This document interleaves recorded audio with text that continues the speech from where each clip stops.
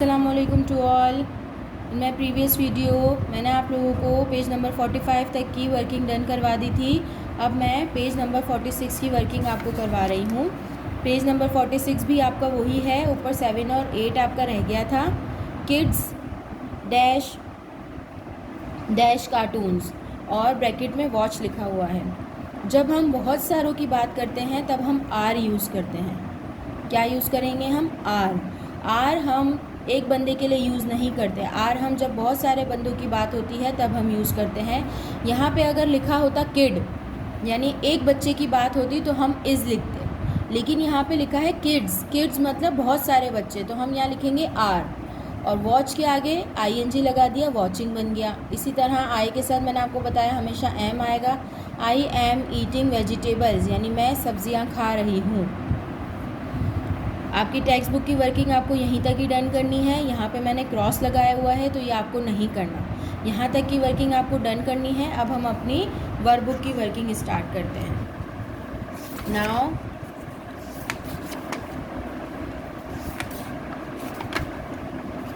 यहाँ तक की वर्किंग मैंने आप लोगों को डन करवा दी थी। पेज नंबर 22 तक ये आप लोगों के पिछले चैप्टर की वर्किंग है।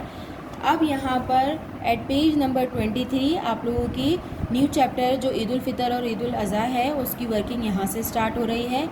ये पेज जो है आप लोगों को होमवर्क में खुद करना है। यहाँ पे मैं मेंशन कर रही हूँ, ये पेज आप लोग होमवर्क में खुद करेंगे, ये मैं नहीं करवाऊँगी। खुद क्यों करेंगे? क्योंकि ये मैंने आप लोगों को टेक्स्ट बुक में सब कुछ समझा दिया है।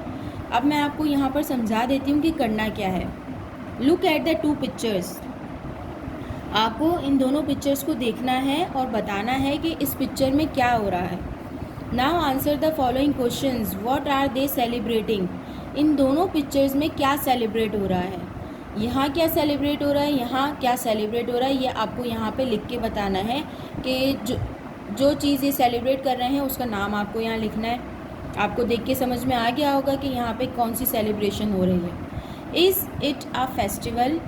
जो यहाँ पे सेलिब्रेशन हो रही है वो कोई त्यौहार है, फेस्टिवल है? अगर फेस्टिवल है तो यस लिखेंगे, अगर नो है तो आप नो लिखेंगे। Okay. Write 5 sentences about what is happening in the two pictures. इन दोनों पिक्चर्स में क्या हो रहा है उसके लिए आपको 5 सेंटेंसेस लिखना है। 1 2 3 4 एंड 5। यानी जैसे आप लोगों के एग्ज़ाम में पिक्चर दी हुई होती है और उससे रिलेटेड आपको जो है वो स्टोरी लिखनी होती है, बिल्कुल इसी तरह इन पिक्चर्स को देखकर आपको यहाँ पर सेंटेंसेस खुद इंग्लिश में मेक करना है और यहाँ पे सेंटेंसेस लिखने हैं कि इन पिक्चर्स में क्या हो रहा है, कौन क्या कर रहा है, ये आपको पिक्चर यहाँ पर सेंटेंसेस में लिखना है। पेज नंबर 23 मैंने समझा दिया है। Now turn the page 24। Page number 24 पे आपको क्या करना है ये भी मैं आपको बता देती हूँ। B exercise, tick the word in the box which you can use to describe the two picture. यानी आपको इसमें ये भी आपका होमवर्क है, ये मैं नहीं बताऊंगी। यहाँ पे आपको उन बॉक्सेस पे टिक करना है जो आपको पिक्चर में नज़र आ रहा है। जैसे फर्स्ट मैं आपको बता देती हूँ। फर्स्ट में लिखा हुआ है एक्साइटमेंट। एक्साइटमेंट का मतलब होता है खुशी। तो आपको ये पिक्चर में नज़र आ रहा है कि सब बहुत एक्साइटेड हैं, खुश है, तो आपको यहाँ पे टिक कर देना है। इसी तरह आपको बताना है कि और इन पिक्चर्स में क्या नज़र आ रहा है। नॉइज़, जब कोई हम सेलिब्रेशन करते हैं उसमें शोर होता है तो आपको लगता है कि यहाँ पर शोर हो रहा है तो आप यहाँ पे टिक करेंगे। डिलीशियस, पिक्चर में कोई ऐसी चीज़ है, खाने पीने की चीज़ें जो अच्छी है, वो उसके ऊपर अगर आपको नज़र आ रहा है तो आप टिक करेंगे। क्राइज़ यानी कोई रो रहा है, गिफ्ट्स नज़र आ रहे हैं। स्लोनेस यानी बहुत स्लो पार्टी है। डेलिकेट, रूडनेस, ऑर्डिनरी यानी इसमें आपको जो जो चीज़ें आपको नज़र आ रही है, हैप्पीनेस नज़र आ रही है, म्यूज़िक है, जो भी आपको चीज़ें नज़र आ रही है उस पर आप टिक करेंगे। देन उसके बाद आ जाते हैं एक्सरसाइज सी पर। Learn to say these words aloud, they are broken into syllables. इसमें आपको कुछ करना नहीं है, इसमें आपको उसी तरह पढ़ना है जिस तरह मैंने आपको पढ़ाया था। सिलेबल्स का मतलब होता है, जैसे मैंने आपको बताया कि वर्ड्स को ब्रेक करके हम पढ़ते हैं तो ये जो वर्ड्स ब्रेक हो रहे हैं ये सिलेबल्स है। ये आपको नज़र आ रहा होगा कि बीच में ऐसे डैश करके वर्ड्स को ब्रेक किया है, तोड़ा गया है।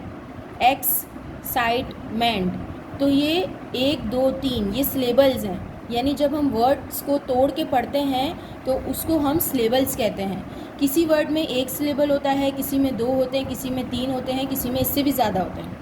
अब यहाँ पे आपको नज़र आ रहा होगा एक्साइटमेंट में कितने सिलेबल्स हैं। एक्साइटमेंट वर्ड को कितनी बार तोड़ा गया, 1 2 3। इसी तरह आपको इसको पढ़ना है और मुझे बताना है कि इसमें कितने सिलेबल्स हैं। जैसे मैं यहाँ पे लिख रही हूँ 3 सिलेबल्स। अब इसमें आप लोग बताएंगे, इसमें आप लोग बताएंगे, इसमें आप लोग बताएंगे, इस तरह इसमें सब में 3 सिलेबल्स ही हैं। ठीक है, नाउ अब आ जाएं एक्सरसाइज डी पर। Name the tenses of the underline verbs in the following sentence. अच्छा, पिछले चैप्टर में मैंने आप लोगों को सिंपल प्रेजेंट टेंस बताया था, और इस चैप्टर में जब हम टेक्स्ट बुक की वर्किंग कर रहे थे, टेक्स्ट बुक की एक्सप्लेनेशन जब मैं आपको दे रही थी, तो मैंने आपको हेल्पिंग वर्ब समझाए और मैंने आपको वर्ब के साथ आईएनजी लगाना सिखाया। तो ये जो मैंने आपको चीज़ सिखाई इसको हम कहते हैं कौन सा टेंस, प्रेजेंट कंटिन्यूस टेंस। ये टेंस सिंपल प्रेजेंट जो मैंने आपको एक बिल्कुल सादा जुमला जब मैंने समझाया था उसे हम कहते हैं सिंपल प्रेजेंट टेंस, और जो सेकंड हमने पढ़ा है वो है प्रेजेंट कंटिन्यूस टेंस। अब आपको करना क्या है कि यहाँ पर वर्ब्स पे अंडरलाइन हुआ है। अब आपको जो है देखकर अंदाज़ा हो रहा होगा, दोनों सेंटेंसेस को देखकर आपको फ़र्क पता चल रहा होगा कि कौन सा टेंस क्या है। फर्स्ट वाला क्या है, Ahmad plays cricket every morning. ये सादा जुमला है, प्लेज लिखा हुआ है, कोई इसके पास आईएनजी नहीं है, ना कोई हेल्पिंग वर्ब है, तो यहाँ पे मैंने लिख दिया सिंपल प्रेजेंट टेंस। नेक्स्ट है the sun is shining brightly. अब यहाँ पर इज़ भी आ रहा है और वर्ब के आगे आईएनजी भी लगा हुआ है। तो मैंने आपको ये इस चैप्टर में एक्सप्लेनेशन देते वक्त समझाया था, तो इसे हम कहेंगे प्रेजेंट कंटिन्यूस टेंस। समझ आई बात। अब आपको 3 4 5 6 ये आपको खुद करने हैं। ये आपका होमवर्क है, ये आप लोग होमवर्क में खुद लिखेंगे कि कौन सा टेंस सिंपल प्रेजेंट है। जो सिंपल प्रेजेंट होगा उसके आगे आप लिखेंगे सिंपल प्रेजेंट, जो प्रेजेंट कंटिन्यूस होगा उसके आगे आप लिखेंगे present continuous. Then move on to the next page number 25।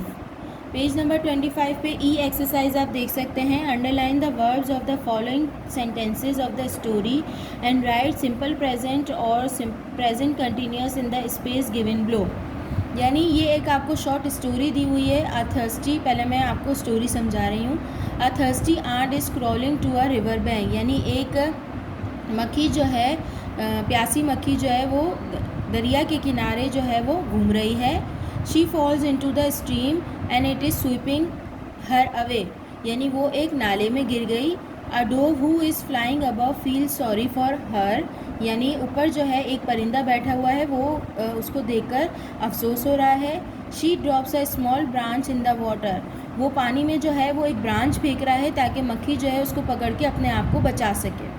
The ant climb on to the branch and soon she is floating towards the shore, यानी आंट ने जो है उसको पकड़ा और उसके बाद वो जो है किनारे पर आ गई। अब आपको यहाँ पे क्या करना है, आपको यहाँ पर सेंटेंसेस पे वर्ब पे अंडरलाइन करके बताना है कि कौन सा वर्ब प्रेजेंट कंटिन्यूस है और कौन सा वर्ब प्रेजेंट सिंपल है। जैसे फर्स्ट वाला मैंने यहाँ पे इज़ क्रॉलिंग पे मैंने अंडरलाइन किया है और मैंने बता दिया ये कौन सा टेंस है, प्रेजेंट कंटिन्यूस टेंस, क्योंकि यहाँ पे इज़ भी आ रहा है, यहाँ पे आईएनजी भी आ रहा है। उसके बाद अब यहाँ पे आप देख सकते हो वर्ब ये रहा फॉल्स, एस लगा हुआ है इसके आगे, तो ऐसे आपको एरो लगा के सिंपल प्रेजेंट टेंस लिखना है।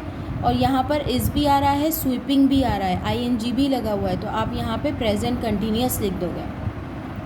अब ये 3 सेंटेंसेस आपको खुद करने हैं कि आपको बताना है कि कौन सा प्रेजेंट कंटिन्यूस है और कौन सा सिंपल प्रेजेंट है। जैसे हमने एक्सरसाइज डी की है बिल्कुल वैसे ही ये करना है।